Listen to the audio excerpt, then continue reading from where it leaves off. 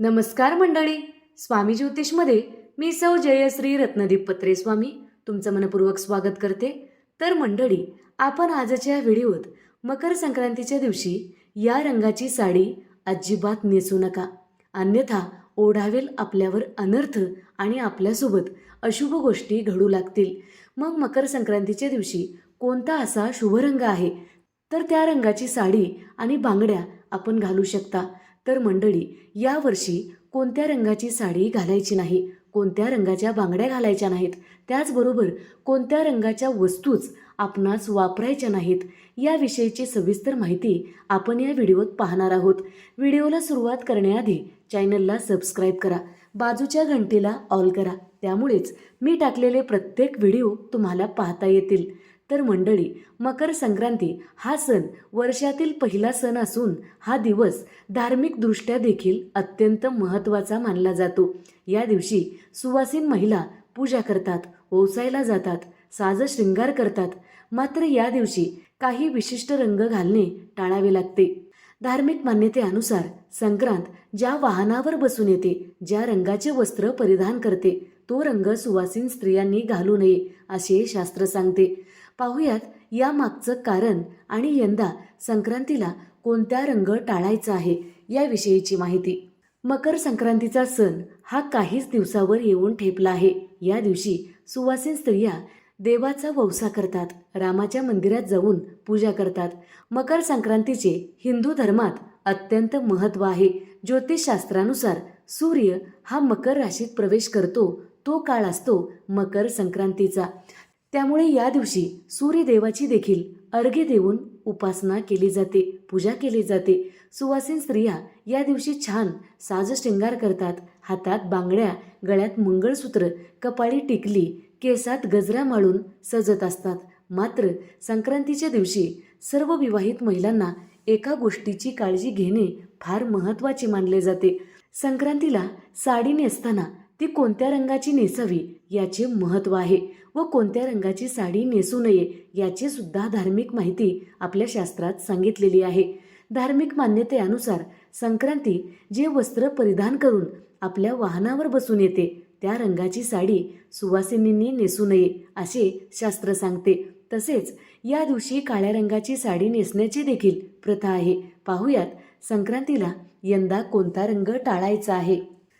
काळा रंग हा प्रामुख्याने शुभ कार्यात वर्ज्य केला जातो. मंगल कार्यात काळ्या रंगाचे कपडे घालत नाहीत. मात्र मकर संक्रांतीला विशेष करून काळ्या रंगाची साडी नवविवाहित सुवासीन स्त्रिया आवर्जून घालतात. हलव्याचे दागिने घालून सजत असतात. हा काळा रंग परिधान करण्याचे कारण म्हणजे मकर संक्रांती हा सण थंडीत म्हणजेच हिवाळ्यात येतो. काळा रंग हा उष्णता शोषून घेतो. त्यामुळे या दिवशी काळ्या रंगाची साडी अनेक महिला नेसत असतात आणि या दिवशी ते शुभसुद्धा मानले जाते. मकर संक्रांतीच्या दिवशी दरवर्षी असा एक रंग असतो जो परिधान करणे टाळतात. त्यामागचं कारण म्हणजे धार्मिक मान्यतेनुसार मकर संक्रांती जे वस्त्र परिधान करून येते, त्या वस्त्राच्या रंगाचे कपडे किंवा साडी सुवासीन स्त्रियांनी नेसू नये असे सांगितले जाते. यंदा मकर संक्रांती पिवळ्या रंगाचे वस्त्र परिधान करून येणार असल्याने हा रंग चुकूनही महिलांनी वापरू नका. या रंगाची साडीच काय, पण या रंगाचे दागिने, बांगड्या, टिकली, पर्स असे काहीच वापरू नका. तर मंडळी, काही स्त्रियांना असा प्रश्न पडतो की सोनंसुद्धा पिवळ्याच रंगाचं असतं, मग ते वापरावे की नाही. पण सोनं हे पिवळ्या रंगाचं असलं तरी ते धातू आहे, त्यासाठी आपण ते वापरू शकता. मकर संक्रांतीच्या दिवशी कोणता असा शुभ रंग आहे ते सुवासीन स्त्रिया वापरू शकतात याविषयीची माहिती पाहूया.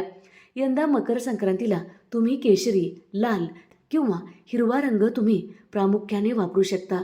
हे वर्ष सूर्याचे वर्ष असल्याने, सूर्याचा रंग केशरी असल्याने निश्चितच आपण केशरी रंगाची साडी वापरू शकता किंवा साजशृंगारामध्ये केशरी रंगाचा उपयोग करू शकता.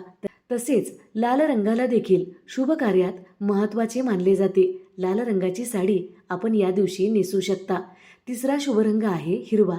मंगल प्रसंगी हिरव्या रंगाला सुद्धा अतिशय महत्त्व आहे. हिरव्या रंगाची साडी, बांगड्या यंदाच्या मकर संक्रांतीला सुवासीन स्त्रियांनी परिधान करू शकतात. याशिवाय तुम्ही पिवळा रंग सोडून तुमच्या आवडीचा कोणताही रंग वापरू शकता, पण पिवळा रंग आपणास यावर्षी वर्ज्य करायचा आहे. तर मंडळी, आपण या व्हिडिओत कोणत्या रंगाची साडी, बांगड्या आणि साजशृंगार आपणास करायचा नाही आणि कोणत्या रंगाचा करायचा आहे याविषयीची सविस्तर माहिती पाहिलेली आहे. जर व्हिडिओ तुम्हाला आवडला असेल तर नक्की लाईक करा, शेअर करा, सबस्क्राईब करा, बाजूच्या घंटीला ऑल करा. त्यामुळेच मी टाकलेले प्रत्येक व्हिडिओ तुम्हाला पाहता येतील. तर मंडळी, 2026मध्ये आपणास मकर संक्रांतीच्या हार्दिक हार्दिक शुभेच्छा. तिळगुळ घ्या आणि गोड गोड बोला. धन्यवाद. हर हर महादेव.